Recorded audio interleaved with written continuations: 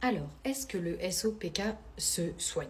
Alors, non, le SOPK ne disparaît pas, sauf si vous avez été mal diagnostiqué ou vous aviez un type bien précis de SOPK qu'on appelle le SOPK post-pilule.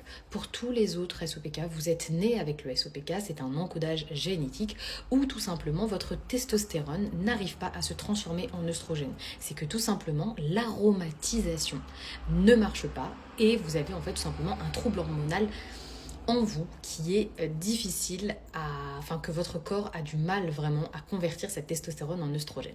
Mais ça va être empiré par les facteurs environnementaux, comme votre alimentation, votre taux de stress, votre travail, votre environnement, tout simplement. C'est vraiment, ça porte son nom, c'est une maladie environnementale. Les perturbateurs endocriniens, ce que vous mangez, si vous consommez trop de sucre, si vous êtes très stressé, si vous développez des TCA, etc. Donc justement, c'est là qu'il faut comprendre que le SOPK en soi ne se soigne pas, on va simplement réussir à réduire les symptômes lorsque l'on va améliorer certains points en fonction du type de SOPK que nous avons. Pour certains, ça va être réduire le stress, pour d'autres, ça va être réduire sa consommation de sucre, pour d'autres, ça va être réduire son exposition aux perturbateurs endocriniens, modifier son alimentation pour une alimentation anti-inflammatoire, ça va vraiment dépendre de chaque cas.